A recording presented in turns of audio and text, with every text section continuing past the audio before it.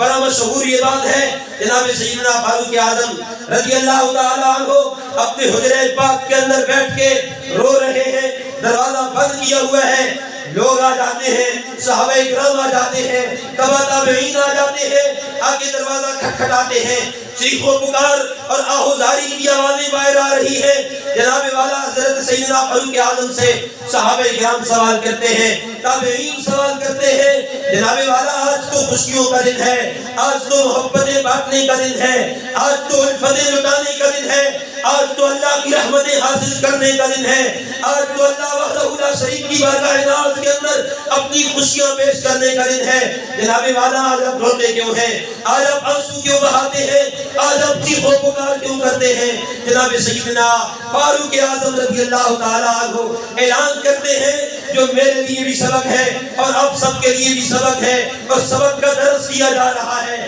آپ فرماتے ہیں، میرے صحابہ، میرے ساتھ رہنے والوں، رسول اللہ صلی اللہ علیہ وسلم کا کلمہ پڑھنے والوں، میں رو اس لیے رہا ہوں، میں یہ سمجھتا ہوں کہ عید تو اس کے لیے ہے، خوشیاں اس کے لیے ہیں، محبتیں اس کے لیے ہیں، اللہ کی رحمتیں اس کے لیے ہیں، جس کی روزوں کی عبادات رب ذوالجلال کی بارگاہ ناز میں قبول ہو جاتی ہے، جس کا قرآن پڑھنا قبول ہو جاتا ہے، جس کی تراویح کی نماز پڑھنا قبول ہو جاتا ہے، جس کے روزے رکھنا قبول ہو جاتا ہے۔ اگر یہ ساری چیزیں بارگاہ خداوندی کے اندر، رب ذوالجلال کی بارگاہ ناز کے اندر قبول ہو جاتی ہے، تو میں فاروق اعظم کہتا ہوں کہ اللہ وحدہ لا شریک اسے عید کی خوشیاں عطا کرتا ہے۔ اگر یہ ساری چیزیں سارا مہینہ کرنے کے بعد بندہ عبادات بھی کرتا رہے، روزے بھی رکھتا رہے، نمازیں بھی پڑھتا رہے، صدقات و خیرات بھی ادا کرتا رہے، صدقہ فطر بھی ادا کر کے عید کی بارگاہ، عید کی نماز کے لیے آ جائے،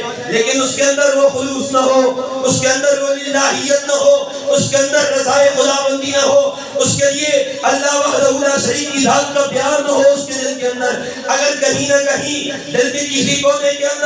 ذہن کے کسی گوشے کے اندر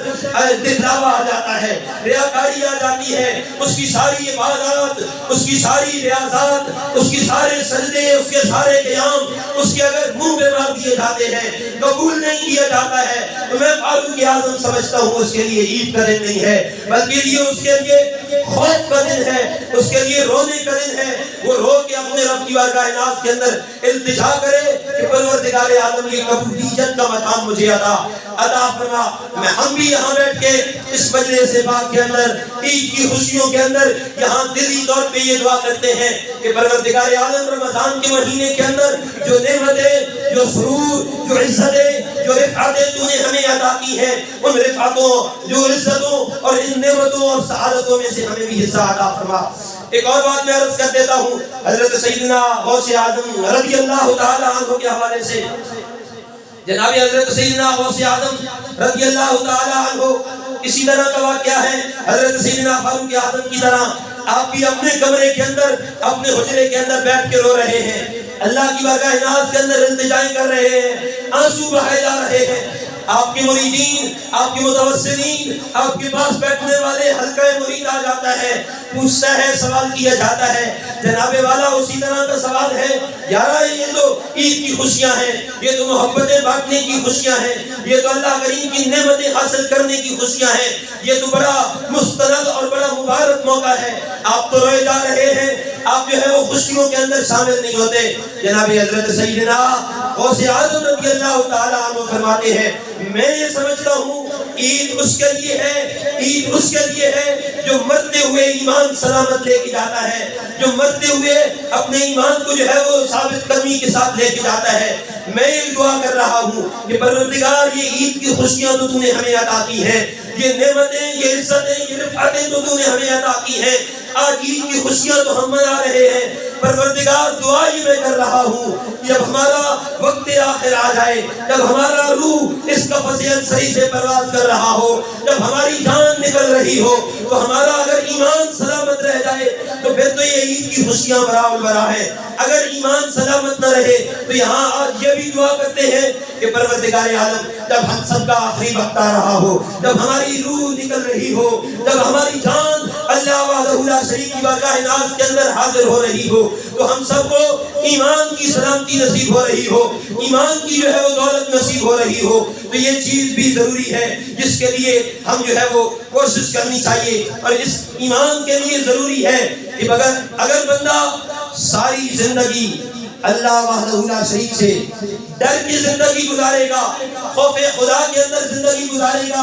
رب کے خوف کے اندر زندگی گزارے گا، رب کی محبت کے اندر زندگی گزارے گا، تو میں یہ سمجھتا ہوں کہ اللہ وحدہ لا شریک اس خوف کے صدقے، اس ڈر کے صدقے، اس جو ہے وہ اپنی محبت کے صدقے ایمان کو آخری وقت انسان کو ایمان نصیب فرمائے گا، کلمہ نصیب فرمائے گا. تو یہ ساری زندگی کا مسلسل طریقہ کار ہے. اگر ساری زندگی کسی ایک لمحے کے اندر کہیں کسی گوشے کے اندر رب کا خوف دل سے نکل گیا، رب کا ڈر نکل گیا، رب کی جو ہے وہ محبت نکل گئی، تو اللہ وحدہ لا شریک سے معاذ اللہ معافی کے ساتھ میں یہ عرض کر رہا ہوں کہ پروردگار عالم وہ ڈر، وہ خوف کبھی بھی ہمارے دل سے نہ نکلے. ہر وقت اپنی ذات کا اللہ وحدہ لا شریک ہمیں ڈر عطا فرمائے. آخری لمحات ہے، آخری وقت ہے،